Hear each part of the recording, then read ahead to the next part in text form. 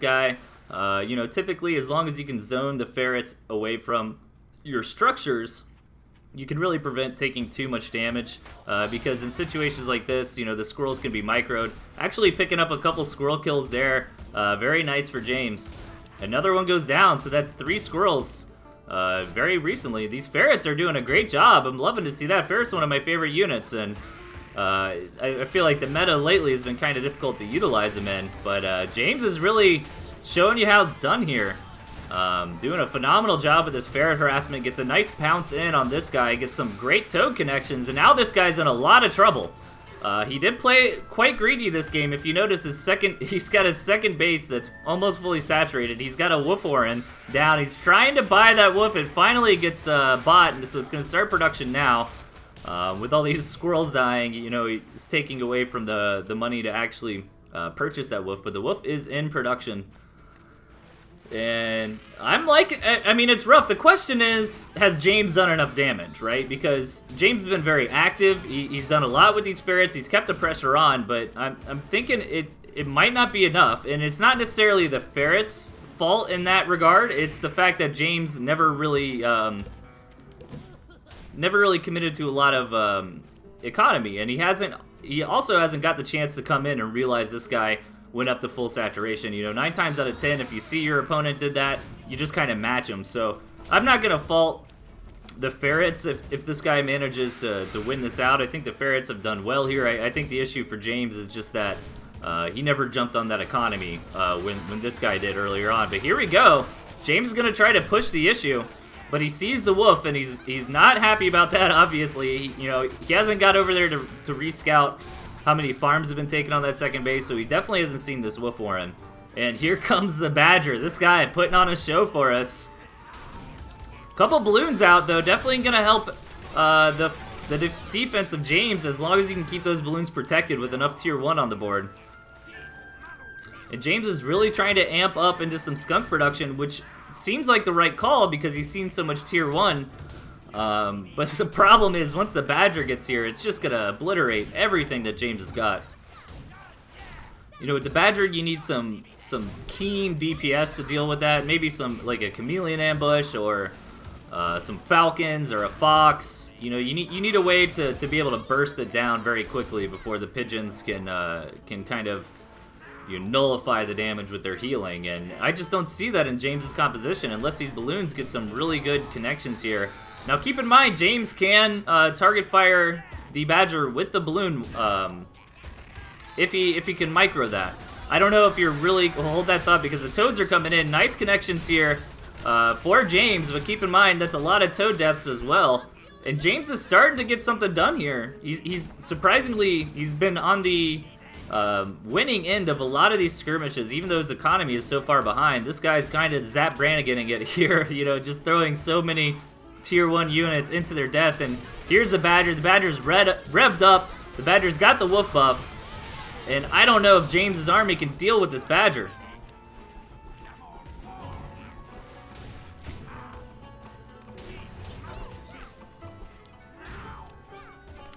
Yeah, this is rough for James, man. Maybe if he had some falcons, or I'm not so sure. But again, I feel like James's army composition, he might have been able to win this if he would have kept up in economy. Like, this guy just got very, very far ahead in economy, and it kind of negated that ferret damage, right? Because it's like, sure, you're being cost effective with the ferrets, you're getting a lot of value there, but I'm just producing so much more income than you are that I can afford those losses and still be at a surplus, So this guy's gonna come in, try to engage on the balloon, knock that out as fast as possible, but is forced to retreat back. James makes good work of the majority of the rest of this guy's army. However, his tier 3 units are still alive, and it's really that badger that James has got to eliminate to have a chance in this game. This guy pushing forward again, trying to make sure to not overextend. Once again, tries to go in on that balloon, but cannot take it out.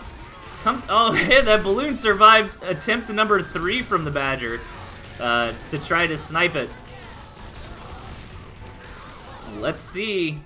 A lot of the rest of this guy's army is kind of dwindling away, but he's still got that core unit of the badger. Tries to kill that balloon yet again. Balloon survives onslaught number 4. Does James sell that back balloon? Doesn't look like it, and this time around the balloon's not defended, and the Badger's able to get in there and finish it off. And yeah, it looks like James's army is dwindling down to almost nothing. Taps out. This guy takes the match. I think James played really great there, but I feel like when he started to harass with the ferret, his scouting dropped off a little bit, right? Which makes sense because you're trying to spend all of your micro. It's not really APM in Tooth and Tail, right? But you can only have your commander in one spot at once, so it's like, well, if I'm scouting, then I'm not harassing with my ferrets. So I could kind of understand why he went there, but I feel like James might have been able to do something if he had better scouting, but phenomenal game for both sides, nonetheless. Hey, what's up, the gentleman? Good to see ya. Yeah, see, Massive Stealth people like the early show. Alright, let's hop into match number 2. Speaking of Europeans, we've got a couple here. In the south, we've got Iris. And up top, we've got Doohoo. Alright, both these players trying to rock the Owls. I like it. Let's see if they can take it into a late game. Now, Doohoo is definitely known as a mid to late game player. That certainly doesn't mean he can't do well in the early game. He's just not somebody you see trying to execute like timing attacks and stuff like that. Doohoo's more, his MO is more like, you know, trying to identify the timing attack the opponent's doing, kind of hold off, you know, macro up, and win in the later game off the back of a better economy or some tricky compositions. Meanwhile, it's hard to kind of typecast Iris, to be honest. Like, I feel like Iris has a pretty wide playstyle, and as we can see here, he's going for that 5-farm double. But Doohoo is going to sniff it out. Let's see how Iris responds to the fact that Doohoo knows what he's doing. It looks like he's going to commit to it. And Doohoo is going to try to hold this off with a 7-farm. So we're going to have a 5-farm double versus a 7-farm double here. And Iris needs to take advantage of this little tiny window that he's going to have, where he's got a few more units than his opponent does. As if he doesn't get any damage in at all, then Doohoo will have a slight lead from getting out his farms a little bit faster. So here we go. Iris is moving in. He's going to try to have to go for the squirrels. Wants to get that pig. He is going to be able to get it. Oh, but his commander goes down. Very nice for Doohoo there. And with the additional squirrels that Doohoo was able to pick up on the back of Iris's commander going down, I feel like that engagement kind of stabilizes a little bit. So Doohoo's going to counterattack here. Although I think Iris is fine. He's a little supply blocked, but he's building some more squirrels now. Luckily, Doohoo didn't commit because that actually could have mattered. And Doohoo's just going to double down on more tier 1 here. It makes sense. Like, this rush distance between the two mains is very, very short. You know, Doohoo really can't set up a big, long later game here, it looks like. I mean, the only second base he could possibly take would be this one, but that is way too close to Iris. Meanwhile, Iris would be more than happy to go into a later game, as he has got basically 2 free bases right there in his main. So this situation to a novice player can be easy to hold that thought. As Doohoo moves in, he's gonna grab the warren. Is he gonna push the issue? He is. So target firing is gonna be important here. Both players trying to target down their opponent's squirrels as best as possible, and Iris defends incredibly well there. The defender's advantage helping out a little bit as his units are reinforcing a little bit quicker, but I feel like Doohoo overextended. I was really hoping that Doohoo would just take that warren and go home, you know, scot-free, but I understood the decision to try to force the issue there a little bit. But I feel like he could have backed out a little bit before he ended up doing that. But yeah, like to like a beginner, you can look at a map like this and say, well, this is obviously Imba. You know, how could Doohoo possibly win this game? And it's just not really true. There's a lot of like one base play you can do. It certainly creates. Don't get me wrong. It is in balance in Iris's favor, but that doesn't mean it's not winnable for Doohoo, if that makes sense. Well, Doohoo attacking in yet again with a ton of squirrels. And let's see if he's got some better luck this time. No, Iris is able to hold this off. No problem. And this is where it does get difficult for Doohoo. You know, because he's got to figure out a way to break his opponent's back off of one base, essentially. And Doohoo, if he wanted, could, like, try to take this 9 o'clock and get some economy going that way. It is a 4-minute mark, so that dreaded 5-minute timing is about to hit where your farms begin to start mine out, essentially.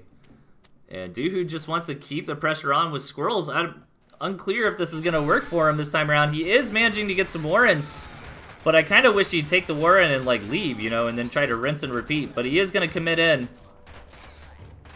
And Iru's going to take the engagement yet again. And now this is where it gets a little bit dangerous for Doohoo, as Iris is able to begin that 2-base production.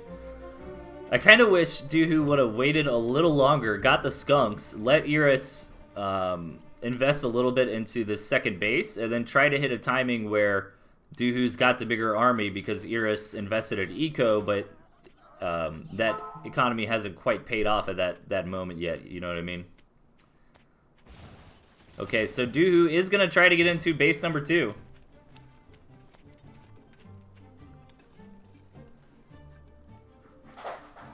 They should standardize like 6-8 maps for official 1v1. We actually do have a lot of... we've done a lot of custom map tournaments before. There's a lot of like try-hard maps in the workshop and stuff, but the random maps are kind of part of the charm of the game, if that makes sense. But hold that thought. Doohoo's coming in. One skunk goes down. Nice defense so far from Iris, but the skunk is a very, very critical unit at this phase of the game. He could even utilize that water if he wanted to heal up, but no, he's going to go back home. He's going to wait for that second skunk to kick in before trying to press the attack. But yeah, we have done competitive events with standardized non-random maps, and they have been really fun and really great. But a lot of the top players or competitive players don't mind the random maps, as weird as that sounds. It kind of adds a lot of flavor to the game. And again, you know, it's very rare a map is actually like so imbalanced that one player has zero chance to win. Maps can dictate what strategy you need to go for. Nice attack here from Iris. Iris is trying to utilize Squizzard to get in on the skunks, but Doohoo is getting some phenomenal trades. One of his skunks goes down there. So nice pickup for Iris, but Doohoo might actually be breaking in and doing some real damage here. And take a look at this. He managed to get this aggressive second base I was saying he'd have a problem with earlier. And the reason is he's got the tempo, right? He's keeping Iris pressured so hard that it doesn't matter that he's kind of got this risky base because Iris hasn't had a chance to attack. And as I say that, though, Iris manages to sneak across the map with a handful of lizards. Gonna try to get something done, but Doohoo noticed Iris running around and was able to get his commander back in time. Both players doing a really good job of scouting in this game in general, kind of keeping an eye on what their opponent is up to. Very, very important in Tooth and Tail. Iris is in a little bit of a desperation mode, I feel like, since Doohoo did take such a good engagement, actually a couple of engagements after he's gotten the skunks out. So Iris is trying to figure out something to do. He wants to set up a base race. He's waiting for Doohoo to take the bait and go attack the main, while Iris, on the other hand, moves in with the lizards and tries to snipe his opponent. That's why he's building a gristmill over here, so he could stay alive in the event of a base race.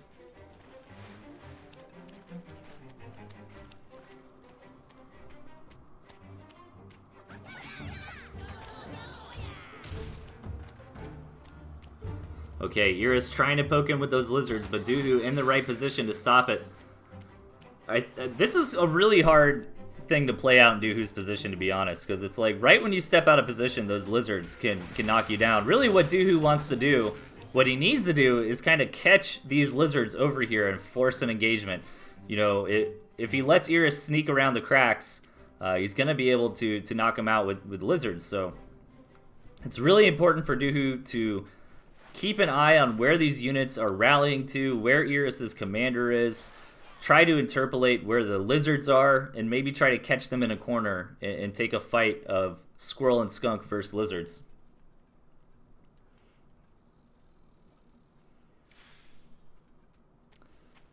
Man, there's some hardcore map discussion going on in the chat. I mean, I can't read all of that, but I mean, I understand the argument against the random maps. I mean, I think a lot of us in the Tooth and Tail scene are from StarCraft 2, StarCraft and Brood War. You know, I've played a lot of that and watched a lot of it all the time. And, you know, I think it's just one of the charms of this game is the random maps. It kind of works out in a weird way most of the time. But custom maps do have their place. And like I said earlier, we have done a lot of custom map tournaments, and that is certainly a lot of fun.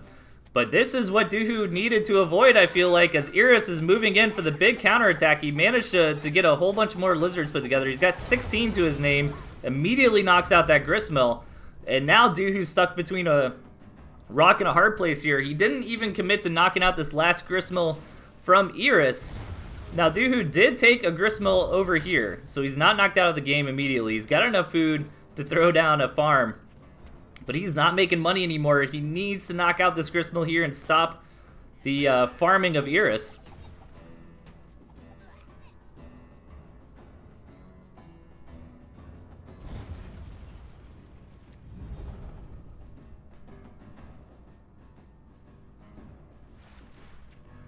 Okay, this is getting tricky. Iris is trying to move in a position to kind of defend his last couple bases from this push of Doohoo. Is Iris just going to go for it? He is, and I think Lizards should do well against this. But the Squirrels managed to eke it out in the end, barely. One skunk remains, and a couple Squirrels. Both players are starving, but Iris has more floating money to his name, so he's going to be able to muster up a few more Tier 1 units than Doohoo is. Looks like Iris is on his way to try to catch Doohoo moving out towards the right, towards his Gristmills. No, Iris grabs this one, okay. Some of the reinforcing fledgling lizards there giving away where Iris is. Every single piece of food really counts at this phase. Doohoo did manage to scrounge out enough money for a couple farms.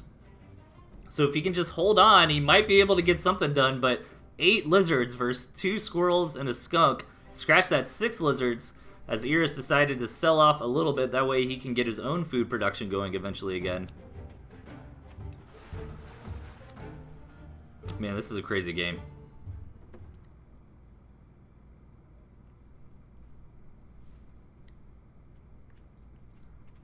Okay, okay, Iris. 6 lizards in a dream here. Both players starting to farm back up. Are we just gonna, like, reset the game? Are we just gonna go back into it and then eventually we get into this big owl war from here? That'd be crazy. Alright, Doohoo sells one farm. Okay, I think he just didn't want to supply block building those squirrels there. Might fast forward just a little bit as the game kind of slows down as it's been reset. And both players are just kind of hanging out. Not really sure if they'd be able to finish off their opponent, so just kind of taking what they can. Doohoo gonna move out, but Iris is in the right position, comes in here, gets a Warren, and a pig. Damn, that is huge. He does lose a lizard, but totally worth it.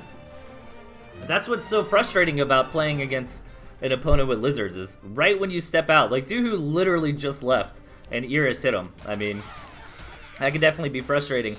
Iris is going to come in on that engagement, but ill-advised there as the skunk and the squirrels were more than enough. And now Doohoo is coming home to Iris's base to try to deal crippling damage. I think these couple of pigs would deal with these lizards, right? But, oh man, actually no. I am totally wrong. 2 lizards can certainly beat 2 pigs, I guess. Well, that second pig finished that lizard off pretty quickly. Iris down to 1 Warren. No units on the map. Dude trying to move out and destroy this gristmill and last farming pig of his opponent. Alright, 1 lizard. Alright, let's see it for science. Lizard versus pig, go.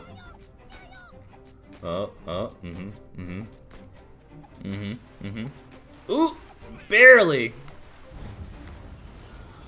But I don't think that matters. Get 2 lizards trying to knock out this gristmill. Doohoo's got another gristmill, so he shouldn't really care about that too much. Both players starving here. Okay, Doohoo does have enough money to get out of that with a farm. If he kills this Warren, then Iris cannot sell anything and will 100% starve out. Oh, can he get that lizard as it runs by? No, he doesn't. He's not happy about that. Iris knows there's another Gristmill. Yeah, so he's gonna try to knock those out before Doohoo can knock out his. But 5 squirrels probably DPSs faster than 3 lizards. And Iris is just gonna starve out. It looks like he can sell this warren and like maybe get over there to build a farm, but no, not gonna happen. Oh, he had a farm queued up. Nice. Okay, I thought for sure that was gonna be the end of it right there. That's hilarious. Iris bamboozling me. This game actually goes on for another 20 minutes, guys. Okay, Doohoo, knocking out that Gristmill. There's only 1 remaining for Iris. He does have a warren somewhere. No, he doesn't. I thought he did. Oh, I think he just built one and then sold it or something? I'm not so sure. Yeah, just trying to get another Gristmill.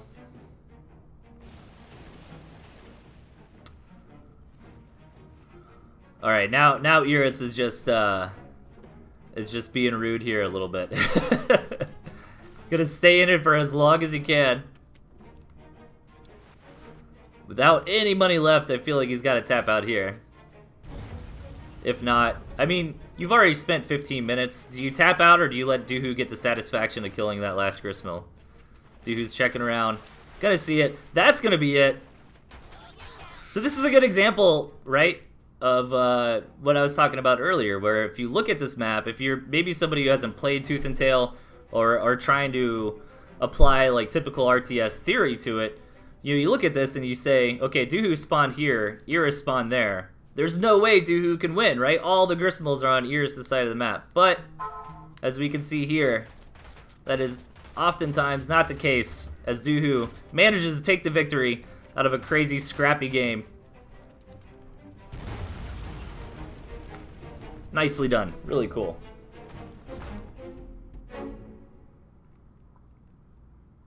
Alright, sorry guys, I'm getting text-eronied.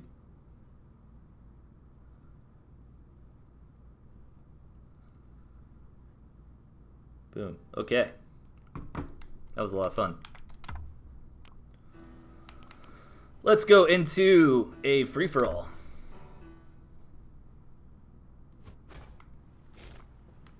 Wow, this map is huge. Spawning on the left, we've got this guy.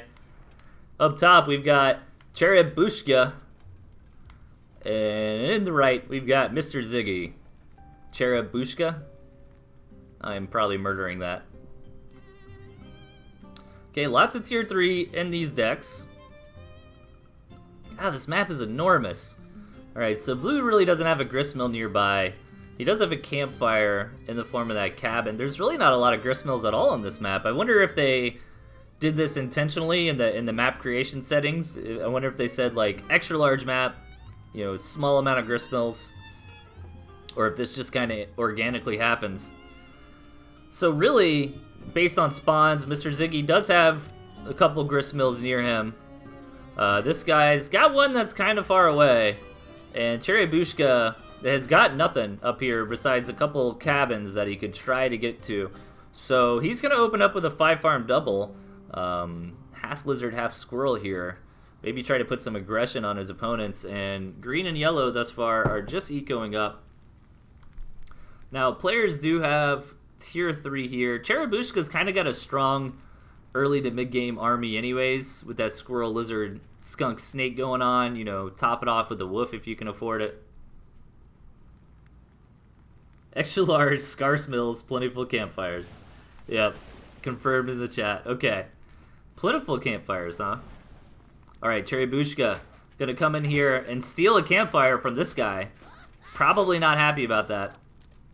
Meanwhile, Mr. Ziggy sees that blue and yellow are starting to get involved in a little bit of a skirmish, so if you're Mr. Ziggy, you're probably happy, right?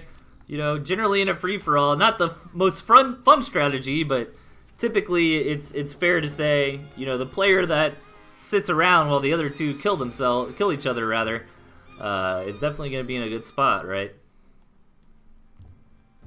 So Mr. Ziggy's just kind of hanging out, you know, throwing down a mine or two. Grabbing a gristmill. He needs to kill that cabin. I think that cabin would shoot at these pigs. Meanwhile, up here, Cherrybushka getting very aggressive. Building some warrens to keep producing Squizzard right on top of this guy's face. He could even throw a mine or two down. This guy's got mines as well. Everybody's got mines this game. Tries to take an engagement here, but this is going very well for this guy. Keeps all his snakes alive. One of them gets a little hurt. You gotta babysit that one a little bit, but it looks okay.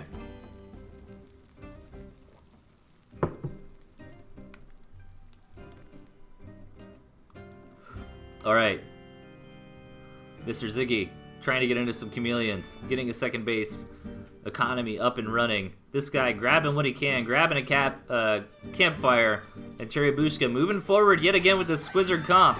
Gonna catch some mines. But that snake does knock out that campfire. So the additional resources for Cherrybushka have gone away a little bit. Is Cherrybushka gonna deal with this cabin for Mr. Ziggy? Indeed he does. Doesn't lose a unit for it, so always happy when that happens. I feel like that's easier to do with lizards, since lizards kind of, you know, shuffle around as they're getting close to their opponents more than squirrels do. Because the cabin's going to shoot at whatever's closest to it, right? So the idea is you want to let a unit take a hit or two, and then shuffle it back, let another unit come up and start tanking it. I mean, granted, if you do lose a unit or two to the cabin, it's not the end of the world, but always higher value when you can get it for free. Fox on the way for Mr. Ziggy here. There it is. That's going to be very nice here, but the big story is this badger that's already out for this guy. Cherrybushka just clearing all these cabins on the map. Going to grab a couple of them. And here comes the badger. This guy is marching forward. Ziggy is relatively undefended at the moment. He's invested a lot into economy. He does have a couple chameleons which can help, but this is a powerful army here from this guy. Especially when your opponent just doesn't have a mountain of tier 1 to have to get through or anything like that. The Fox will be here soon, which can contest the army composition of this guy. However, not in a direct engagement. You know, the Fox would want to kind of poke it down over time. You know, start one-shotting those pigeons and that sort of thing. This guy did push out to this gristmill here. And Cherrybushka's in a rough spot with no gristmills on really the northern half of this map, since they did use that scarce mills filter when making this base. And now Cherrybushka is starting to position himself, starting to feign an attack from the north. That mine, though, really letting this badger get in and do a lot of damage to the army of Cherrybushka. They're going to have to back up with his tail between his legs for now. But here comes a Fox. Let's see how well Mr. Ziggy can micro this and keep it alive. He is poisoned a little bit. Needs to be careful not to lose his commander. The chameleon's helping to tank on the front line. But so far, this badger is shredding through everything. It gets on top of the Fox, knocks it out. And now Mr. Ziggy's in a pretty rough spot. This guy with the badger is still looking good. Oh, that mine hit on all those lizards. Doesn't kill any of them, but slows them down. Now, I feel like this army from Cherrybushka could pounce on this badger and knock it out pretty quickly. But the badger's going to continue to go forth, and meanwhile, Cherrybushka is backstabbing this guy. And this guy has to decide against, in between attacking Mr. Ziggy or defending. He's going to do a little bit of both, as that gristmill had enough poison left over for the snakes to kill that. Alright, Cherrybushka's got so many units. Could he deal with this badger? If he's gonna do it, he's gotta do it. He can't mess around. He's engaging in. He's trying to knock out the rest of the army, leaving the badger by itself. Unfortunately, a lot of the lizards are gone too, though, and that's the units that he really needed, but he still has a snake. I feel like he could have tried to get some poison onto that badger, maybe. But the reinforcements are here for this guy. And both of his opponents have crippled economies. It's going to be hard for them to continue in this game.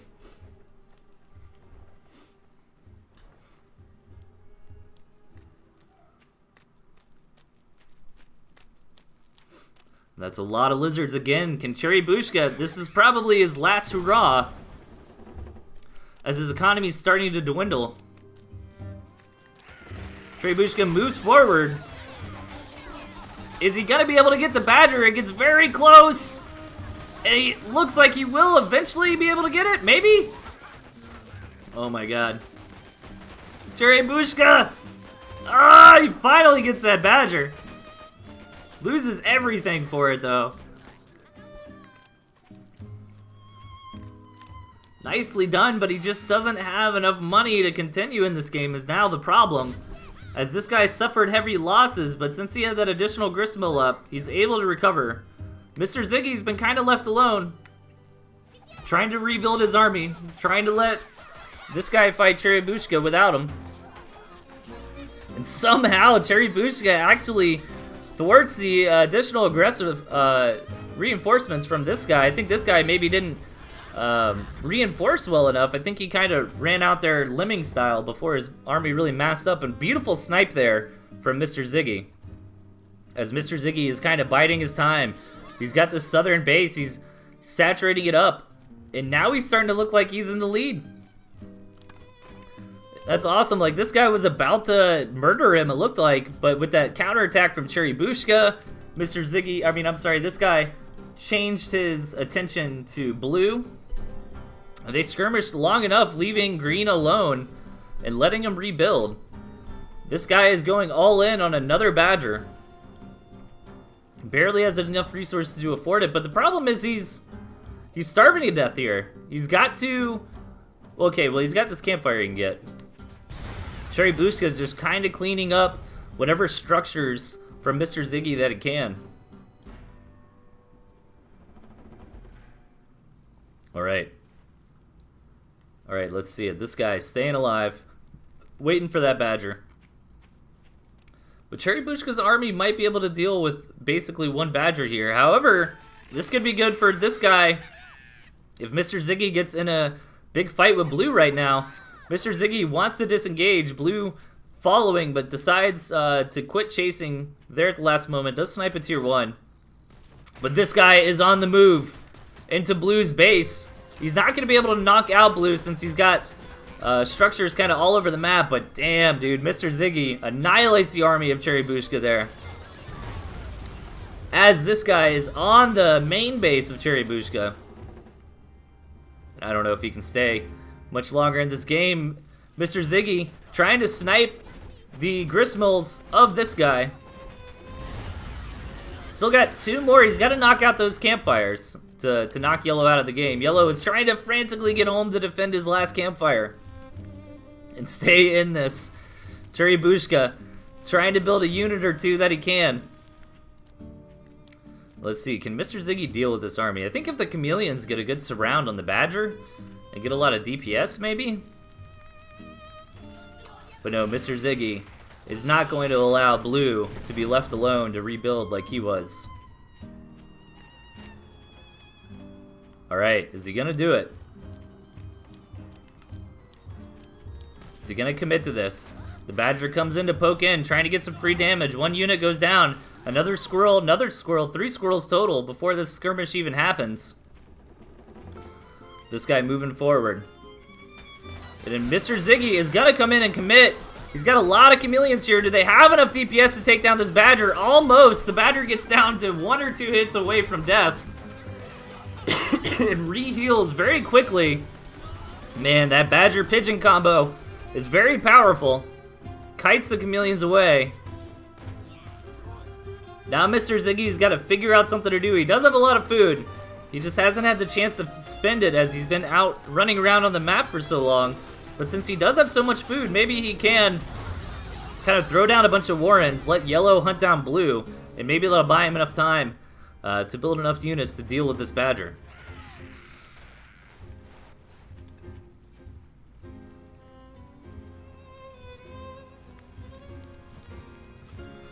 Alright, Ziggy coming forward. Gonna try another sneak attack. How is Blue still in this game? He is starving away. He doesn't have enough food to build anything. He's basically just a spectator for the next 25 seconds. Mr. Ziggy gonna come in, clean up what he can. This is looking good for him.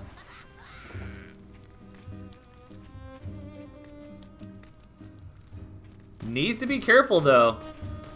The Badger is quite deadly, and now he's going to get all these free units. He needs to just turn on this engagement, like he's not going to get away.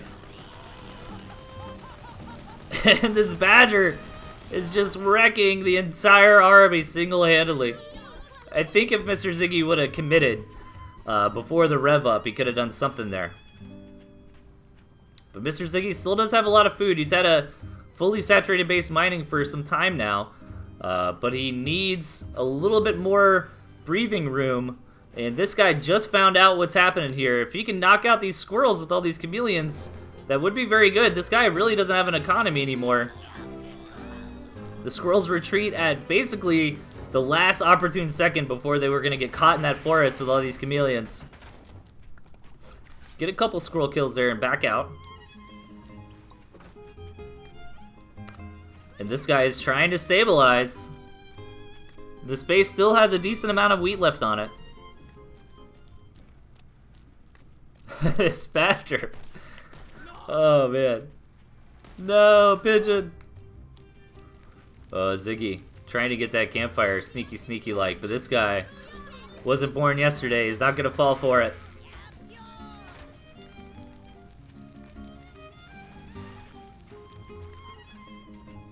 Chameleon versus Badger here. Alright, he thinks he's found a position to get in here, knock it out, gets it done very quickly. As quite a few chameleons do a lot of DPS. Leading off these pigeons, though, really, really hurts. And is he gonna just try it here? He's got 6 chameleons. Oh man, I would have loved to see him pull the trigger when they're kind of had the Badger in the middle of all of them, you know?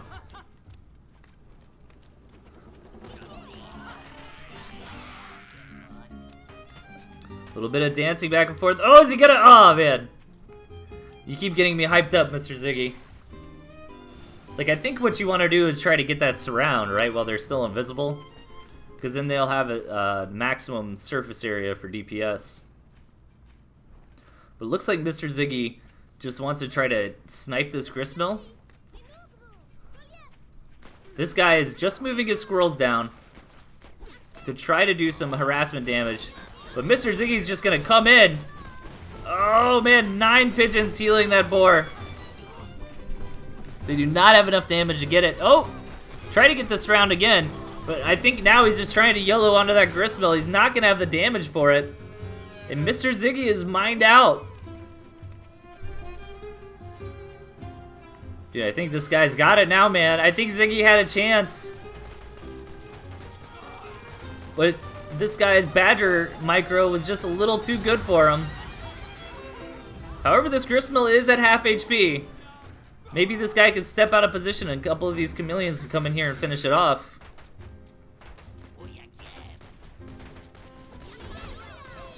He's trying to just target this gristmill out of desperation. He is starting to get some hits on it. That one pigeon healing did help a little bit. This gristmill is so low.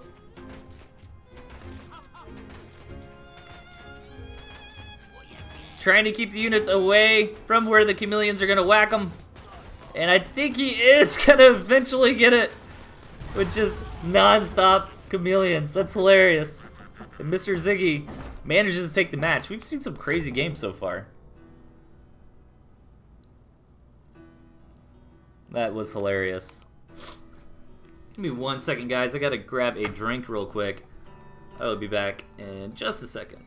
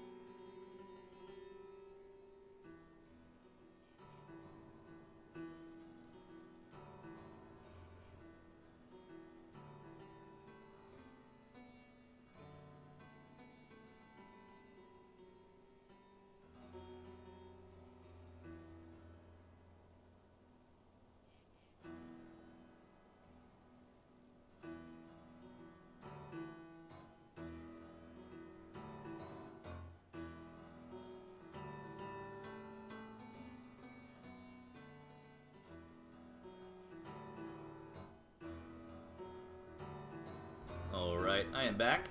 Bam. Okay. Real quick, let's do a little more advertising, guys. We got a couple events coming up. On Sunday, this Sunday, July 7th, 3 p.m. EST, we are going to do the 12 Duels preseason, where we are going to decide the order of the bosses for the 12 Duels event. What is the 12 Duels event? That is a season-style or league-style tournament hosted by the gentleman, essentially where there are going to be 12 kind of bosses that are predetermined, and then you as a challenger go in with 3 lives and fight the bosses in order, best of 1 style, and try to beat them all to be crowned winner. It's going to be a lot of fun. If you're interested in signing up, look in the Tooth and Tails events section underneath the Twitch show that you're watching right now. There's a link for that. It's going to be great. The best of 1 league is going to be fun. On Sunday, guys, I'll be casting it here, and Witty Pun 7, aka Big Pimpintosh, will be casting his matches over there on his channel, Witty Pun 7, as well. So we'll be making a lot of good content on Sunday. That's going to be a lot of fun. And then next Saturday, we've got the random 2v2 tournament coming up that Premium Bow has been organizing. That's going to be at 1 o'clock. Me and AV Ultima will be doing that, and it's going to be good. It's random teams, random decks, random maps, and between every round, the teams switch up. So if you were with somebody in round of 8 and round of 4, you're going to be with somebody else, essentially. There's going to be a loser's bracket for that. It's going to be a good time. I'm looking forward to it. Okay. Announcement's over. Let's get back to replays. Alright, where are we at? Match number 4. From Massive Stealth.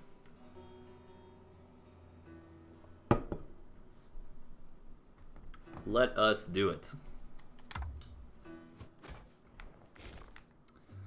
On the left, we've got everybody's favorite developer, Massive Stealth. And on the right, his opponent, Kalaru. Okay. It's kind of an interesting map here.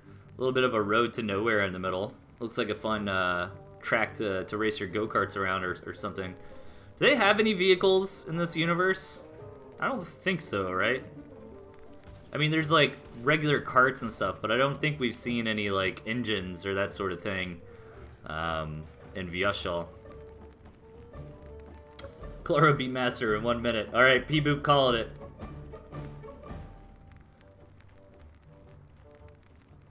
There's a train. They have trains, everybody's saying. Okay, so yeah. So if there's a train, then they must have steam engines. Alright, so some mines out on the map. A little bit of... Both players aren't minding their own business. You know what I'm saying? Kalaru with the mole rush here. Massive Stealth panicking, trying to figure out what to do. Tries to throw down a Squirrel Warren.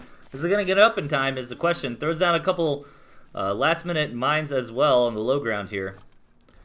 So really, Kalaru wants to get these moles over to that Squirrel Warren and knock it out. That mine actually was really nice for Massive Stealth. Knocking out any of the moles that he possibly can at this point is very huge because Massive Stealth just needs time. If he can manage to stay alive for a little bit, get up a couple of squirrels, it's going to be hard for this mole aggression to continue.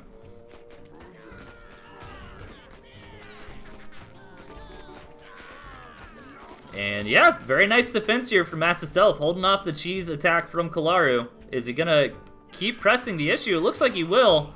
He probably just wants to kill those squirrels and then sell the warrens and get out of here. No, he's gonna keep his warrens going, trying to get a mine on the high ground. Wanting to get up to that full 6 moles. Run around to the side here, gonna try to get that warren, but the squirrels are already out. Lots of resources here going down for Kalaru in the form of these moles. And he's sticking to his guns. I'm getting worried for you, Kalaru. This is a big investment. Massive Stealth is on an additional farm as well. Massive's got a little Massamine, too, in Kalaru's base. Nice for scouting. Alright. Kalaru's keeping it going. But now that Massive Stealth does have 3 squirrels. It's going to be hard to hold the, hard to continue this aggression, rather. Kalaru's commander goes down, which is very unfortunate for him, because now he's not even going to be able to sell these Warrens and get his money back for him. Very nice defense here from Massive Stealth. Decent attack here from Kalaru as well. In my opinion, I feel like it went on a little too long, but I could be wrong there. The password to the lobby was mole. Nice. Okay. So Massive Stealth's got a lot of squirrels up. Gonna try to get an expansion going and some falcons. Meanwhile, Kalaru is just trying to hold on. He's really trying to determine how much tier 1 Masta has, because a lot of times when you do a rush like this, you kind of want to go home and eco up really hard, right? To try to make up for the fact that you've only been on a few farms, but you can often die to counterattacks when you try to do things like that. So Kalaru is trying to see, all right, how big of an army does Masta actually have? Can I get away with taking this last farm? Do I need units now? Excuse me.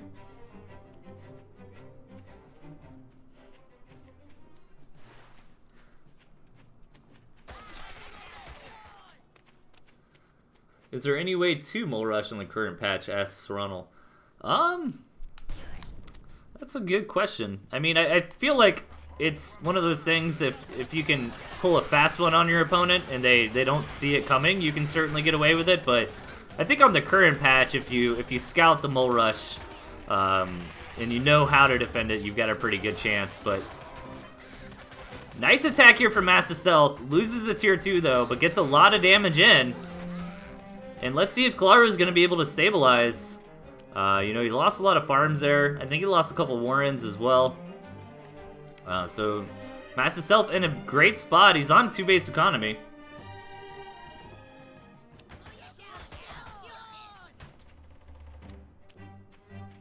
But yeah, generally I feel like mole rushing is still possible. I don't think you see it as often in like really high level play because most players know how to deal with it. But if you catch somebody with it, I feel like it can still work. Alright, Massive Stealth with a pretty mean army here. This is kind of the last stand here for Kalaru. Gonna try to come to the side. Those toads don't get great connections, but Massive Stealth doesn't even really need great connections at this point. As now he's just target firing down this gristmill. And gonna take a win against Sir Kalaru. Nicely done.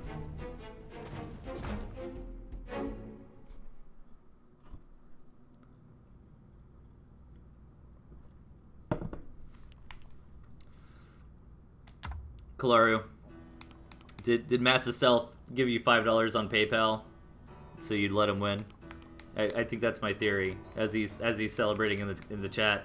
Clearly, you were too powerful for me, says Kalaru. Mm-hmm. I smell shenanigans. Massive Stealth was like, look, I just really need a replay to be on the feast where I win. Come on, man. Just overcommit in a mole rush, man, and let me take it. No, I'm just joking around. A clear show of skill from Massa. But the Mastermind was on point. I like the Mastermind, as Iris says. That's funny. Kalaru and Massa switch names. Oh, God. Alright. Enough picking on Massive Stealth. Let's get into match number 5, guys. Mishi and Kirpa. Some old school greats in this one. In the bottom, we've got Mr. Mishi. Dr. Mishi. And in the kind of middle of the map, we've got Kirpa. If only I was getting paid each time I overstayed a mole rush, right? That'd be the dream. If I had a nickel for every time I overcommitted in Tooth and Tail, I'd have 27 nickels. Alright, so both players with the boar. Now the boar is hilarious this patch. I don't know if it's too strong. Kirpa with the Mastermind here. Yeah, I haven't seen enough to know if it's too strong. I'm actually kind of hyped we have a competitive event on Sunday because it's still a pretty new balance patch, right? I think the balance patch is like a couple of weeks old now. So you really haven't had a chance for things to pan out and see how good they are. But man, I've built a boar a couple times in some matches just in ranked, and it is hilarious how fast a boar kills structures. I hope we get to see that at some point in the show today. Nice aggression so far. I kind of talked over the early game here, but both players went for a 4-farm double. And Mishi so far is doing very nice with it. This is kind of the situation. This is one of the cool things about random maps too. Oh man, that's hilarious. Okay, since that was so short, I want to analyze the early game because I kind of derped over the early game there, assuming they were gonna do standard stuff. Okay, so I'm curious what Kerpa knew, right, going into this. Because this is one of those things. This is another thing like that mole rush, right, where typically you don't see players go for 5-farm or 4-farm doubles because you know how to deal with it if it's scouted. But, you know, Mishi and Kerpa are both really good players. So, all right, Mishi on his second scout out. It still looks like he wants to play a regular game. And he's going to wait until Kerpa's scout is finished. And now he sells the farms. But, okay, so Kerpa sees it right now.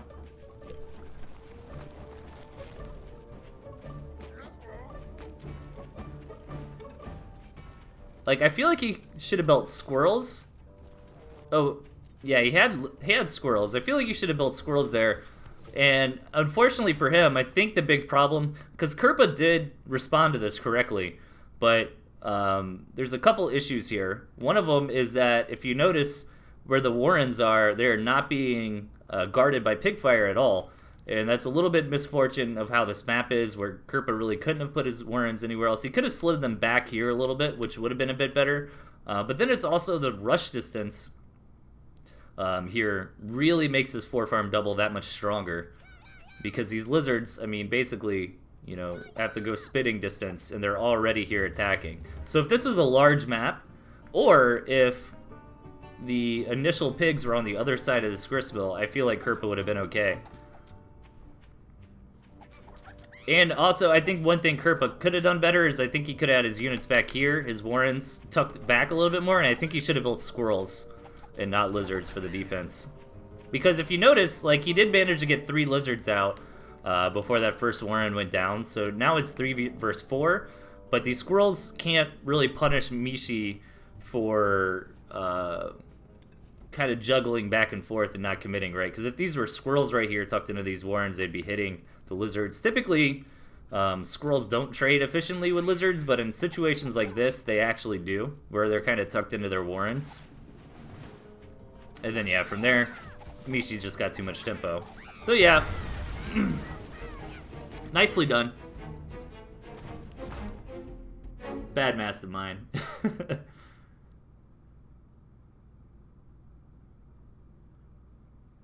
Okay, so gentlemen's in the chat saying essentially the same thing that I did, so I'm happy about that. He definitely knows better than I do.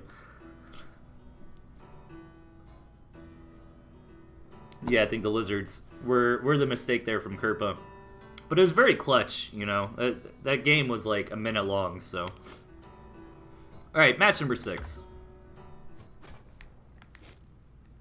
Spawning in the right, we've got Big Pimpintosh.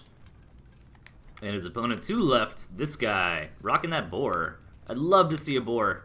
We've got a couple replays left. Let's see if we see a new patch boar. Big Pimpintosh, one of the 12 duelists. And he will be streaming his own matches on Witty Pun 7. So we'll have 2 streams going on Sunday. You'll have me over here on ToothAndTailTV, casting whatever match is available. And then we'll have Big Pimpintosh on his Twitch channel, Witty Pun 7.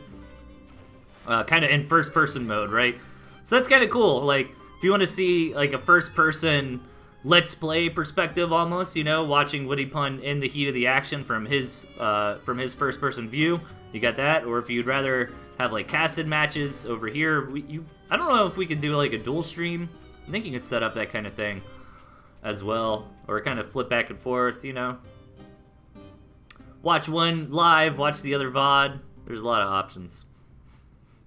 Alright, so 8 farm openings from both players. Map looks pretty decent either way. Map favoring Big Pimpintosh a little bit here, but this guy does have decent access to his second base and a third. So I'm not too worried about that. Big Pimpatosh going straight up for a tier 2. And this guy did get the scout. So I'm wondering if his play, if that's going to alter his decision making here. And I think it does, because he opened up 3 Warren. I don't think you typically open up 3 tier 1 Warren for the most part. But he is going to be walking into Skunks, and that's kind of what this guy's scouting for right now. He's hoping to take a look at what tier 2 unit actually pops out of that Warren. Yeah, this guy changes his mind about the 3 tier 1 opening. Instead gets into his own Skunks. And Big Pimpatosh without Squirrels, but he's got the Lizard Toad. However, Squirrel Mole, like this composition that this guy has, is really good, I feel like, against Lizards. I actually like this guy's deck a lot. Very competitive, in my opinion. Big Pimpatosh almost has the exact same thing, though. Like, really, they're just flipping up their tier 1s and tier 3s of choice. They kind of have that similar shell to both decks. So, neither player is committing super hard into a rush. They need to kind of see... Okay, this guy did not scout the expansion. Oh, he's going to see it now. Very good, and he even gets to see how many farms are on the other base. Meanwhile, Big Pimpatosh gets the same information. Doesn't see the farms because, of course, there weren't any. Yeah, both players in about the same spot. Big Pimpatosh with a little bit of an eco lead here since he got his farms up and running a little bit faster. How's it going, guys, in the chat? It's good to see familiar names. We got some new people in here as well. Lehibu. Nice to see you. I hope I said that right. I probably didn't. Gentleman is rolling in his chair right now.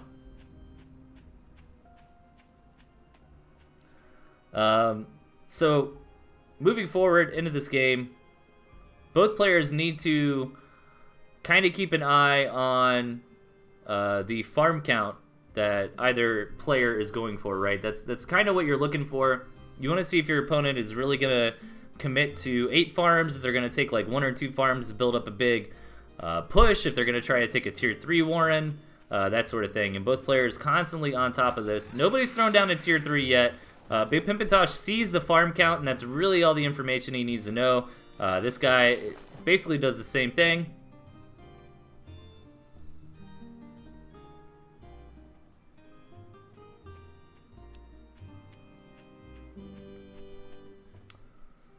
So yeah, a little bit of a lull this game. Here we go. Big Pimpatosh throws down the Badger, but I think this guy immediately scouted it. Yeah. So, how does this guy want to react to that? It looks like he's going to get aggressive.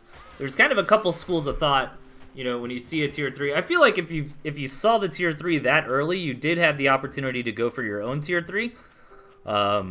You know, because theirs would only be a few seconds ahead of yours, not really a big deal. But I feel like this guy is attacking because he's worried that his opponent's getting a Badger. And maybe he doesn't feel like he could really deal with that. So instead, he wants to try to move in right here, right now. Big Pimpatosh holding off pretty well for the time being. Sells the Badger, though, to keep his unit production moving forward. Toad's getting some good connections here. But the juicy tier 2 units of this guy are all still alive, albeit very low. One of the Falcons does eventually fall. And this guy's going to come in and scout. He's going to see that the tier 3 is canceled. He's probably happy about that. The aggression continues. Nice micro with these Skunks, keeping them alive. One of them at 1 HP there. Very good engagement there from this guy. The way he kind of had the Skunks on the front line, soak up some damage, get down some gas, and then pull them out. But I don't feel like either player is really knocked the other one out yet, you know. It's starting to look better and better for this guy as he's had a little bit better control on his tier 2, I feel like, and has been able to keep those alive and manage to kill a couple of his opponents. Big Pimpatosh slamming in again. This time around, he does manage to get a Falcon. But the Skunks still remain. Big Pimpatosh's own Skunks are still here as well, and he's going to push this guy back, at least for now.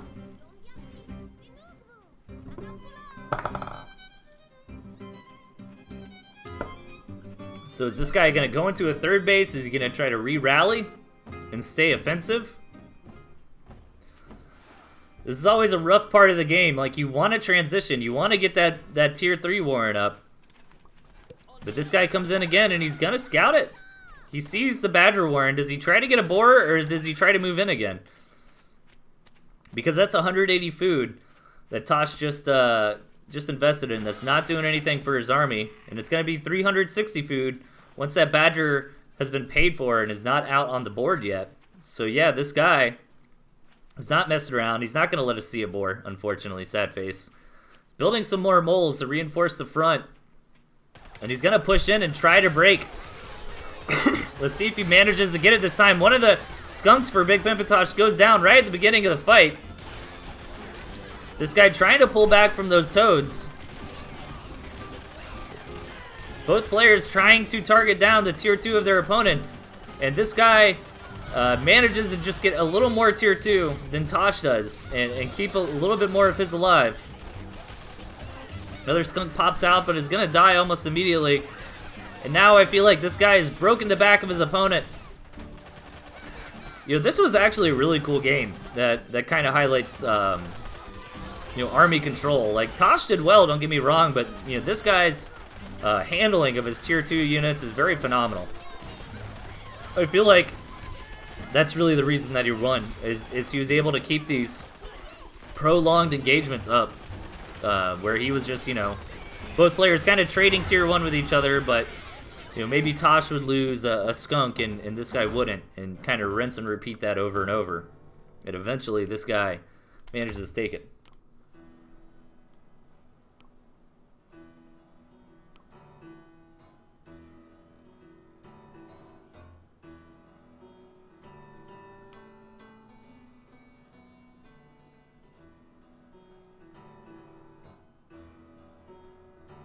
People that say defending is better than attacking need to watch this guy play. That's very true.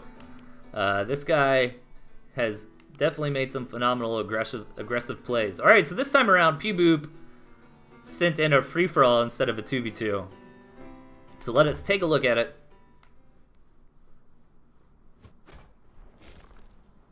In the bottom, we've got this guy. To the left, we've got Serial as Bay. Dude, I relate 100%. Up top, we've got question marks. And to the right, we've got... Oh, that's not him.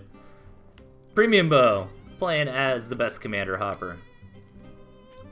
Showing his love for the common folk. As we all know, Premium Bow. It's his favorite faction, the common folk. Dude, what is the best cereal? I used to like... Oh, wait, hold that thought. We got some Warrens coming down. 4-farm Warren over here from Serial's Bay. And Lizard as well from question mark. Kind of a little less surprising in matches like this. This map is enormous. A lot of gristmills here. Dude, I don't know. You can't argue with Lucky Charms. I feel like that's a good one. Everybody likes Cinnamon Toast Crunch. I feel like that's the mainstream. That's the Dane Cook of cereal, right? Cinnamon Toast Crunch. Dude, there used to be this cereal called Oreo O's. I think they took it off the shelves because too many kids were getting diabetes or something, but it was amazing. That was back in, like, late 90s. Dude, in the late 90s, the cereal was out of control. Now everybody's, like, gluten-free and organic and stuff and care about what they eat. No, man. Late 90s, it was eating as many... Golden Grams? I always like Golden Grams. That's a good one. Lucky Charms is too much sugar. Yeah. I mean, almost all breakfast cereal is too much sugar, right? Isn't that the point? I don't eat a lot of cereal anymore. I eat it every now and then as like a snack, but when I was a kid, I used to eat cereal for breakfast all the time. Not really as an adult. All right, this guy trying to pull off some shenaniganery here. 3 balloons already up and running. Trying to zone out blue and green. Meanwhile, what's Premium Bow doing? Premium Bow with a 4-farm fox. Probably screaming at his monitor as I'm talking about breakfast cereal instead of acknowledging the fact that he went for a 4-farm fox. Which is hilarious. Is he gonna get away with it? Alright, this guy sees it, but it's like, what are you gonna do about it? You know what I mean? And he's got nothing at home. He's gonna build a balloon right there in the back. I feel like if for an anti-fox balloon, I mean, he could have just put it like right next to his pigs, right? Alright, the fox is here. Bring in a couple lizards too to deal with the balloons. Oh, that lizard is definitely gonna help out. Meanwhile, this guy is starting the balloon brigade over here on Premium Bow. Premium Bow knocks out that balloon. Can he not? Oh, he actually can't get around there. And he's gonna start wreaking havoc on this guy's farms. Meanwhile, Cereal's Bay moving forward onto green, trying to make something happen. But I feel like, I'm sorry, he's moving on to blue. I feel like blue's okay though. The real story is that this fox just killed 8 farms, you guys. That is, that's the kind of thing I'm into right there. That brings me great enjoyment.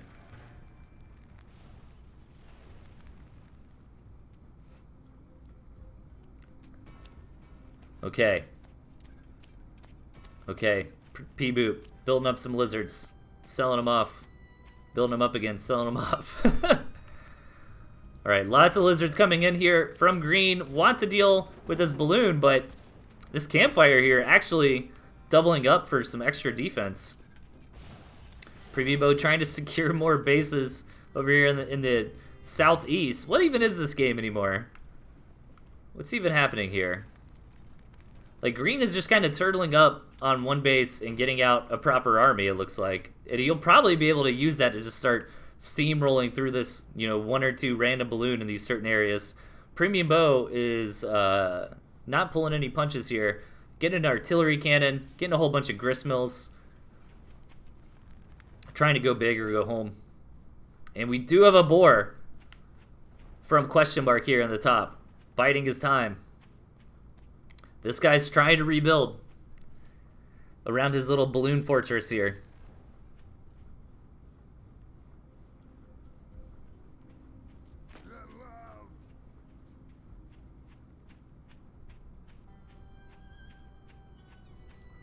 All right, a little bit of a lull. Let's fast forward it a bit, just a bit. Ooh.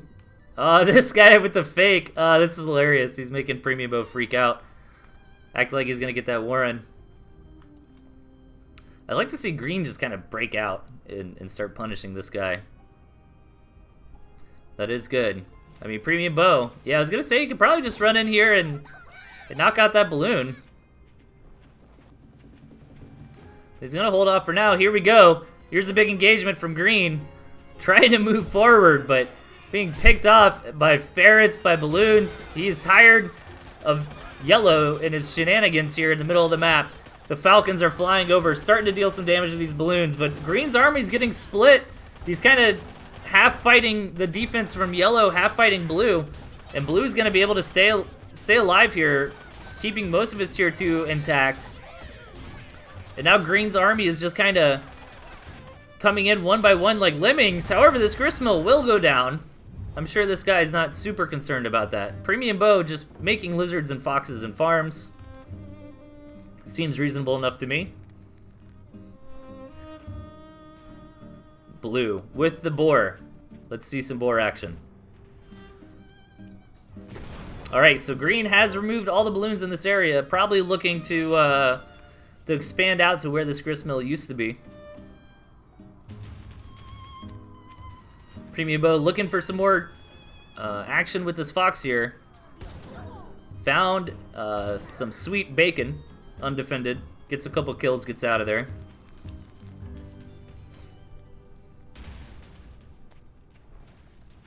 Okay, so I feel like this guy is basically donezo. I feel like he's Dunyan Rings at this point. And it's kind of in between red, blue, and green.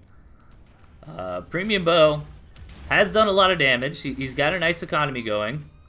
Blue's not in a bad spot either. Green looks like they're trying to get up here and secure the space. If they're able to get that gristmill, get some economy going, they can maybe be in good shape. I feel like this guy is just going to try to do something silly, like get out a boar warren or something from that high ground.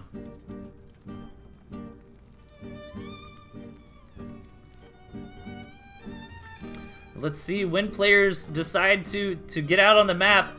Okay, it looks like question mark's waiting on a wolf. And Premium Bow is just sticking to that Lizard Fox comp. Getting up to a crazy amount of farms, 26. That's a decent amount of farms, I suppose. But I wonder if the boar might foil Premium Bow's plans. With as much money that he has, he really doesn't have a big army. More kills here for Kasha. Dude, this fox has probably killed like 12 or 13 pigs. It's a good fox. Alright, Blue's moving forward to defend the third. But these players are being very, very passive here. I'm going to see one of them just crash into another one and get in a big engagement going on. I feel like Blue could, but again, in free-for-all, you know, like I've said before, you are kind of rewarded for being passive and letting the other guys knock each other out. So somehow, Yellow has been left alone enough to really get a decent economy. He's got no units to his name, but he's got 2 fully mining bases. I feel like Premium Bow could get in there, kill that balloon with the lizards, and harass with the pigs, but he's just going to focus on dealing with Blue at the moment. Gotta be careful. That wolf buff is actually going to kill that Kasha. Rip. And he's antagonized Blue to move forward. Dude, watch how fast this boar kills this gristmill. It's crazy. If he gets close enough. Alright. He's going for the pigs. Death. Dude, look at that minefield on the mini-map from this guy. What even is this game anymore? Another fox gets out here from Premium Bow, but it dies immediately to poison and ferret fire as Blue continues to wreck the common folk base. Meanwhile, Green's trying to join the fun, but is having trouble getting through this ridiculous amount of mines that this guy is just very trolly building on the map at the moment.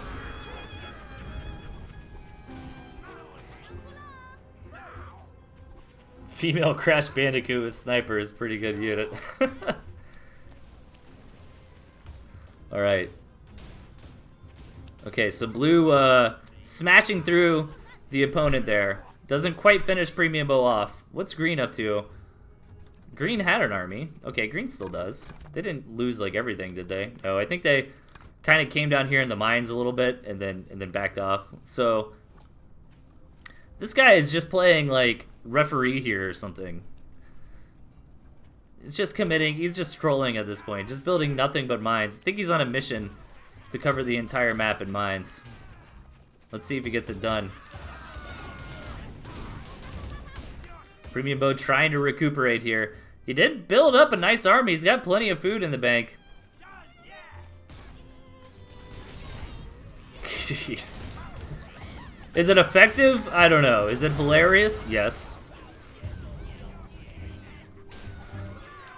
Now, against a big group of lizards like this, those mines, the lizards trying to get on top of this army, that boar roasting a lot of them.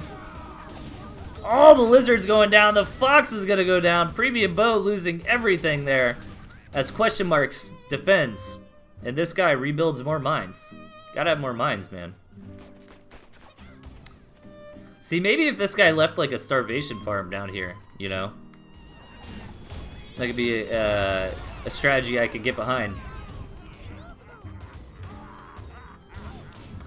Question mark still trying to slaughter as much red as he can. This boar is still alive, trying to roast these lizards. The boar will eventually get surrounded.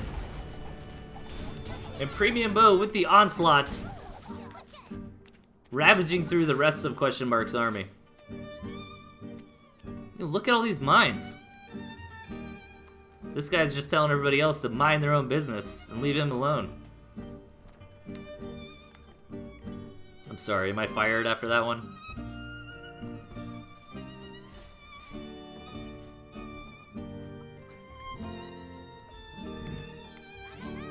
Meanwhile, Green's just been chilling, trying to just hang out and farm up and get what they can.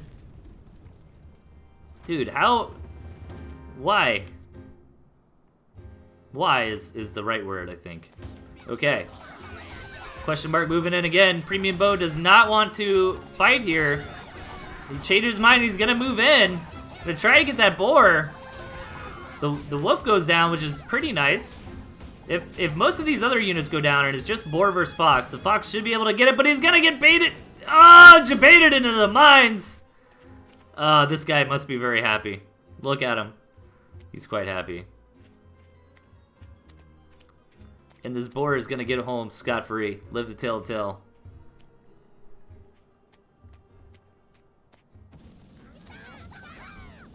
More lizards, though, gonna finish that boar up. Say, I don't think so.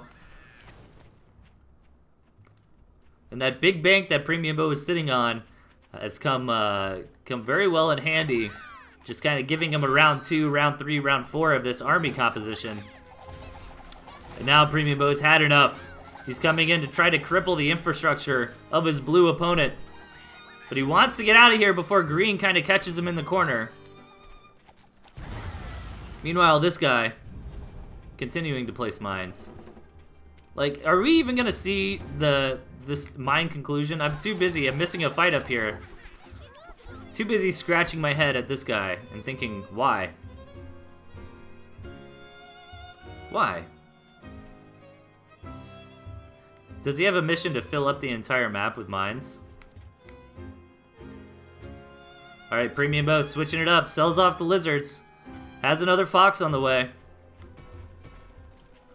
Okay, so he is going to go back into lizards. He just wanted to kind of move into one centralized location. And blue has been knocked out. Looks like Serial is Bay got the kill. You know what would be really funny is if Serial is Bay just switched into nothing but falcons and then just like walked into this guy and killed all the gristmills with just falcons. Okay, so this guy is starting to build up some units. He's got some lizards that know not to step on mines.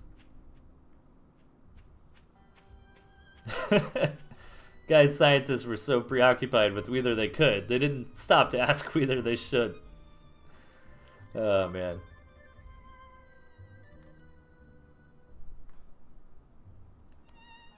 Alright.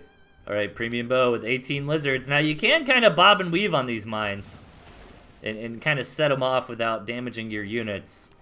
It's hard to do, though, and you need to know basically exactly where the mine is.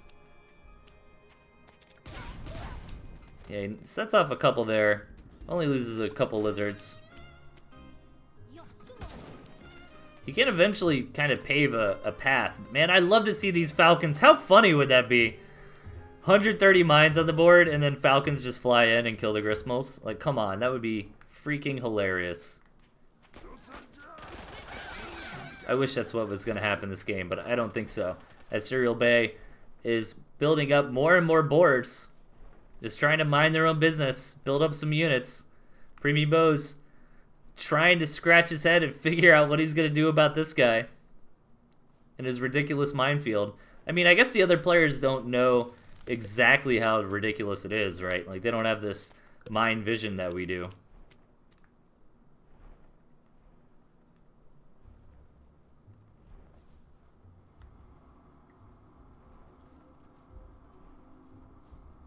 I don't know, man. I really don't even know what to say anymore. That's so many mines. Is this guy gonna win? I like Premium Bow's little fledgling force here of Lizard Fox.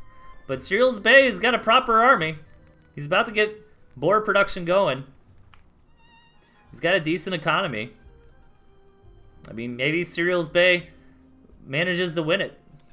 That's a lot of lizards coming out of this guy, though.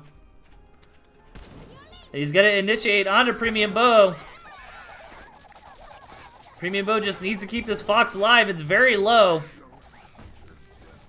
But I think that was only like 18 versus 27, right? And this guy bops through those lizards. Premium Bow does keep the fox alive, but that's all he's got now.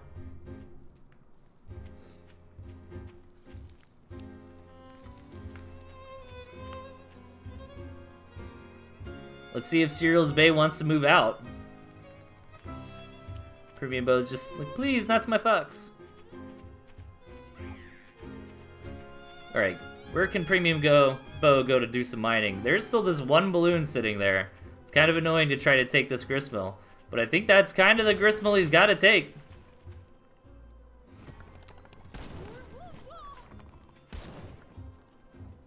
Dude, Cereals Bay, are they just gonna win? Like, they've been left alone for so long. They don't have that much of an economy, but they've got a decent army. Look at that mine graph, dude.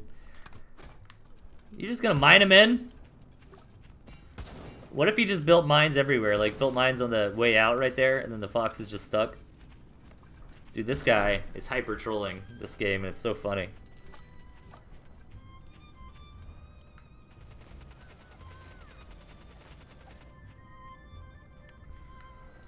Alright, Premium Bow just trying to build these pigs where they're not in vision of the balloon. Hard task. Alright, somebody's got to walk into these mines, man.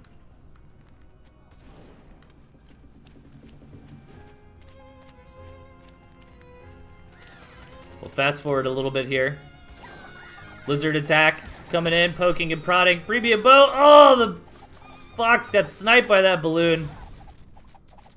That's going to be all she wrote for P-Boop, unfortunately. Still in the game for now, but no money. Nowhere to get any money. And the Falcons are flying.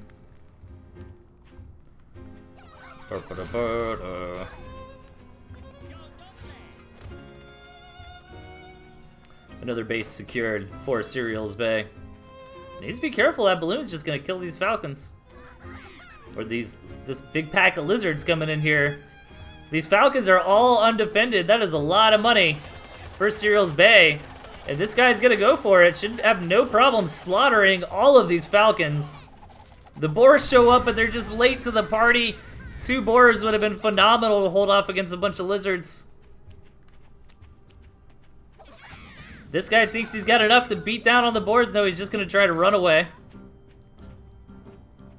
Okay. Cereals Bay's not out of this yet.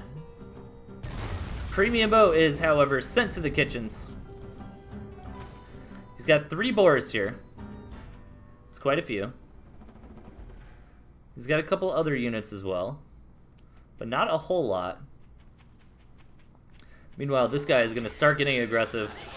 Ooh, this should be a good engagement for Cereals Bay, though. Yeah, this guy has to back out. Oh my god, here it comes. Yes, the mining. The mining has begun. Dude. That's just silly. Surely there can't be more mines. Cereals Bay ponders to himself as he moves forward.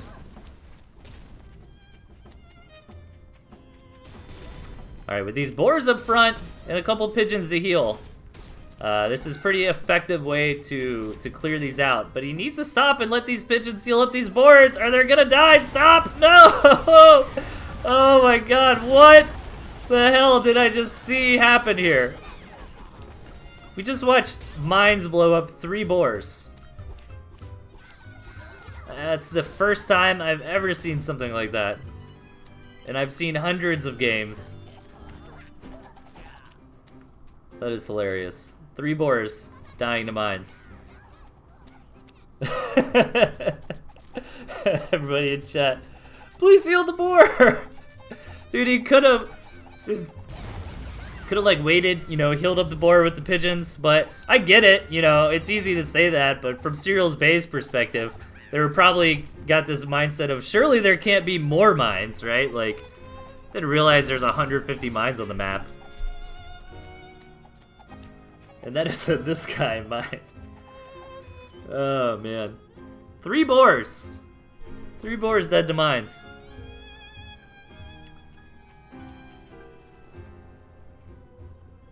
I can't believe this guy is gonna win this. Like, he was basically out. The only reason he still stayed in this game was Premium Bow felt nice. Like, Premium Bow totally could have killed him in the early game. But I think Premium Bow got wrapped up by the ridiculousness that this guy was doing, and it was like, I'll allow it. Just build your balloons, man. It's fine with me. Alright, it's a decent amount of Falcons, but Falcons don't do well against lizards. Okay, he's got a couple boars again. He can try this one more time. Needs to be more careful though. Needs to heal. You gotta babysit these boars a little bit. You gotta let them heal up. All right, so Cereals Bay could still win this. They've got one more chance right here, right now. And yeah, the Falcon Fly. I like this move, but at the same time, I think it is better to just get the boars and step forward, because the lizards can get on top of these falcons in this situation and kill them, and that's what we're gonna see here as this guy moves in. These falcons are squishy glass cannon kind of units. They need something to soak up the damage for them. They do kill most of the lizards, and now that the pigeons are here, oh man, almost. This one lizard's gonna have a field day with these pigeons. Now the boars move in though. No! Oh my god. Don't, no, you, stop it, Cereals Bay, stop it!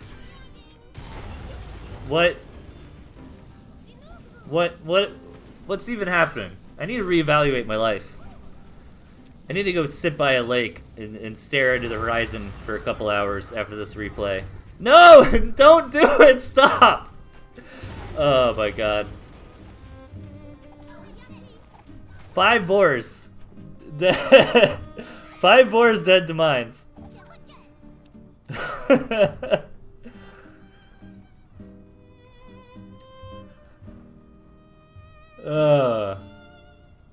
What's the solution to the mines? KJ freshly asks in the chat. So, pigeons are kind of like medics in this game that'll heal them up.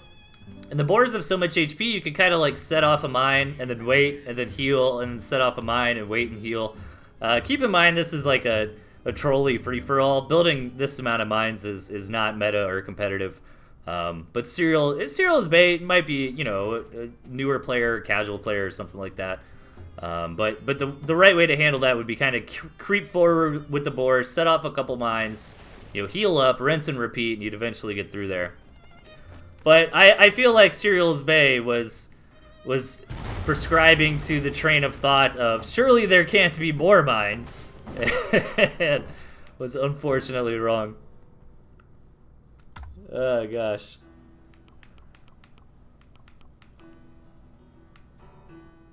Okay guys, I'm gonna do one more replay, but before I do, let's plug the upcoming things one more time. We've got the 2v2 tournament coming up next week.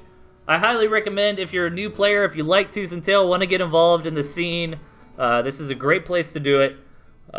It's a random deck tournament and random teammate tournament, so you can get paired up with anybody, and we chain choose paired up every single round. So I'm real excited to see how this pans out. You know, I have a good feel on everyone's kind of power level that's in the scene, you know, so I'm curious if the best players kind of make it through this anyways, or maybe we see some underdog players or some mid-level players, you know, kind of make it through instead. It's going to be a lot of fun, guys. That's going to be next Saturday here on this channel. I have AV Ultima with me. He's a phenomenal caster. So, yeah, definitely sign up for it. The link to sign up is under the stream you're watching right now in Tooth and Tail events. Just go into that Discord and say sign up. I think we're almost at the amount of players that we wanted, but we do need a few more people to sign up before next Saturday to get to a nice even bracket. But so far we do have good participation in it, man, so don't be shy. It's just for fun. If you do manage to win it, you're gonna get 10 of my dollars in Steam gift, as a Steam gift card rather. So that's gonna be good. On Sunday, in 2 days, we are gonna be figuring out the boss order, if you will, the duelist order for the 12 Duels season that the gentleman's starting. That is going to begin on July 9th officially. 12 Duels is really cool. You can sign up as a participant and kind of fight the bosses in order in best of one, and try to make it all the way through. What's nice about this style of event is that it's kind of play at your own leisure. You know, it's not like, hey, you got to show up at this time, you know, on this date and play your games. You kind of get matched up and say, you know, if you're fighting Surroundle next or something, you just message them on Discord and say, hey, you know, when does it work out for you to play some matches? Save those replays. And then I think me and Mishi are going to be trying to stream as many of the replays as we can, when we can. So that's going to be a lot of fun. And then, of course, the entire 12 Duels rule set is out. You can find that in the Discord for that as well. So we've got the random 2v2 tournament coming up, which is a little bit more silly, fun kind of event, and then we've got the 12 duels coming up as well right behind that, a little bit more competitive. So yeah, if you have any event ideas in mind, don't be shy. Nobody's got a monopoly on hosting events or anything. You know, if you want to do a tournament, just do it, man. And like, the Discord's a great place for that. You know, make an announcement in the tournament section. If you need help organizing it or casting it, you know, there's a lot of people that would be happy to do that. I'm always happy to let people host their events. You know, I'll host basically any event on ToothAndTailTV and cast it myself, but I also know maybe you want to cast it on your own channel yourself. That's totally cool too. You know, the more events that we can get, the better. I feel like right now we've got some good stuff coming up, but it never hurts to get more on the docket later down the line. So don't be shy if you've ever wanted to try your hand at doing some tournament organization or some casting or some streaming or anything like that. It's definitely a lot of fun, and we got a good little scene here to do it in. All right, we're gonna end it strong today, guys. Gentleman versus Pile. Both these players at one point in Tooth and Tail history or another, we're at the top of the game, if not several points. So let's hop into it.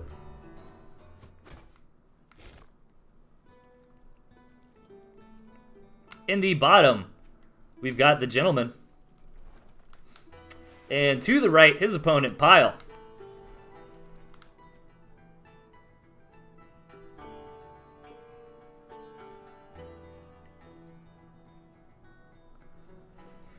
All right, let's see these two titans duel it out here. The map looks okay, definitely better for the Gentleman. Pile can expand up into that 1 to 2 o'clock position if needed. Pile is really well known for lizards and defensive structures, but it looks like he's changing it up this time around with a little bit more of a standard style deck here. He's got the inner workings for a nice... Honestly, I really like Pile's deck a lot. I feel like Squirrel, Pigeon, Mole, Skunk, Mine all kind of synergize together for some very aggressive early to mid-game attacks. And then the Badger can kind of pull the whole build together if the game goes too long. Seeing how he's already got the Pigeons there, which have, as we've seen today, go very, very nicely with the Badger. Meanwhile, the Gentleman has a little bit more of an experimental deck, it looks like to me, trying out the new Chameleons, seeing how the Lizards do in the meta now that the Moles got a bit of a nerf. And he's got his own Mines as well. I think the Gentleman's deck is going to be pretty powerful in the mid-game, but he's got no tier 3 to scale into. However, units like Chameleons and Falcons actually do stack pretty nicely. The Gentleman going for a very quick expansion. Pile did scout it, and Pile had to make the quick decision if he wanted to try to be aggressive or just kind of match his opponent in economy. It looks like he wants to go for the latter, get this gristmill established. I think this is a great expansion choice here. It is really close to the Gentleman, but it's on the high ground, makes it a bit more defensible, and it sets him up to take this third base basically for free if the game goes too long. So now both players need to keep an eye on how many farms are being taken from their opponent. So far, Pile only sees the one, and he gets the scout on all those tier 1 Warrens up top. He doesn't know that they're lizards per se, but he knows that Gentleman is going for a little bit of a fake out move here. Unfortunate for Gentleman that he did get busted on those tier 1 Warrens up front, because getting caught off, blindsided by lizards can be very strong. However, Pile doesn't know that they're lizards necessarily, but he does know that the Gentleman is planning on getting aggressive, so he builds some safety moles, and Squirrel Mole plus Defender's Advantage should do fine against the lizards as long as they're not able to wrap around. And the Gentleman, with his signature mind games here, this is kind of like a distraction gristmill, right? For Pile to come in and say, well, what are you doing? You're not spending money on economy, and that might make Pile a little more hesitant to take his own farms on his second base. Meanwhile, the Gentleman actually is going up on economy on this hidden base over to the west.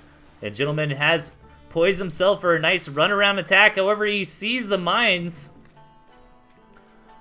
he sees a couple mines being built and decides to turn around. Maybe he just didn't want to take the risk of getting mined upon there. Pyle is investing in quite a few mines here.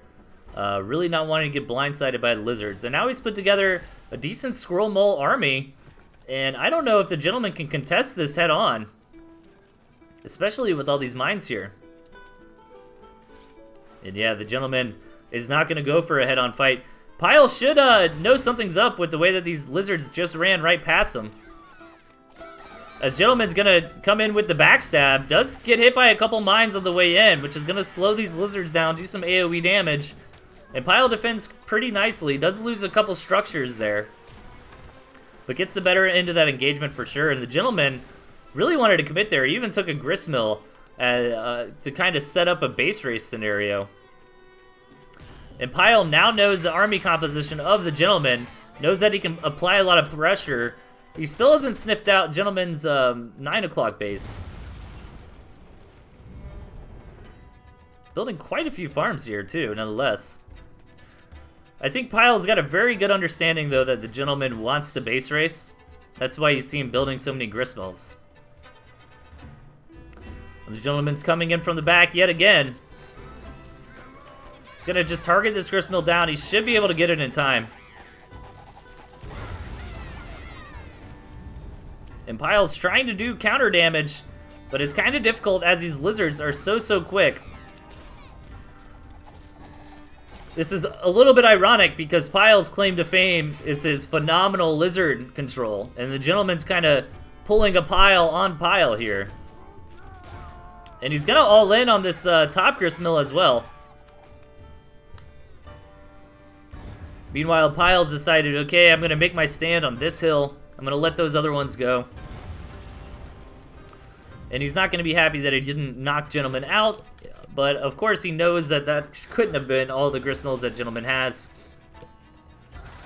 He's going to come in and try to deal with those warrens up there. Nice job keeping the moles back and having some mines here as well. The moles are going to slow down these lizards and do very nicely in a fight, to be honest. Jeez, man, those moles are hero moles. I think they took out like 2 or 3 lizards each. Those mines and the pig pistols certainly helping as well.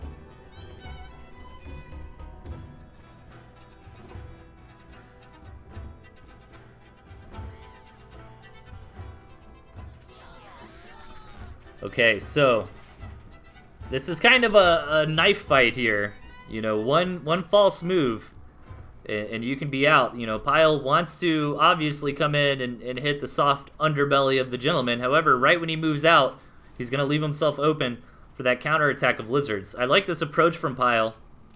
Build some moles, keep them back at home while the squirrels go and deal some damage.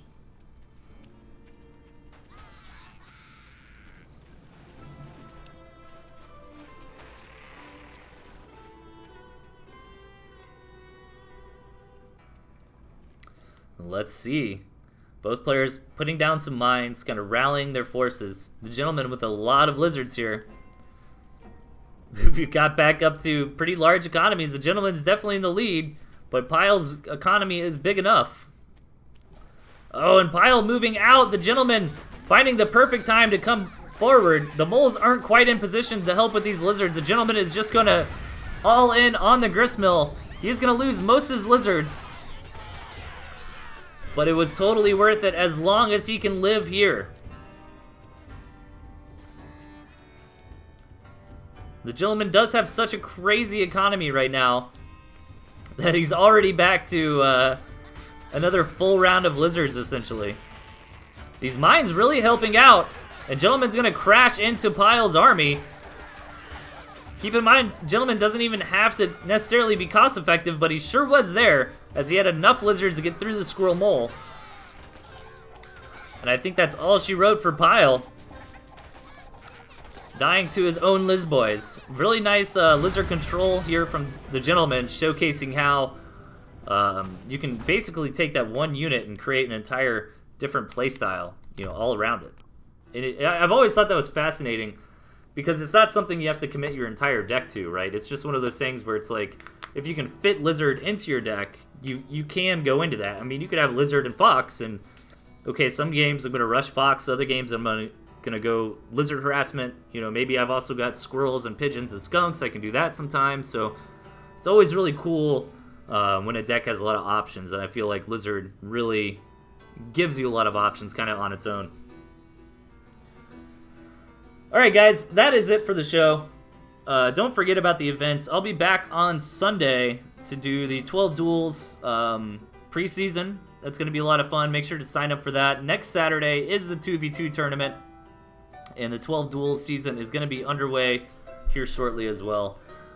Keep sending me replays, guys. ToothAndTailTV at gmail.com, and I will continue to do the show more and more often as it gets more and more replays. Let me see. Yeah, and that's going to be it, guys. So I hope y'all have a great rest of your Friday. Enjoy your weekend, and we will see you on Sunday. Take care, everybody. Goodbye.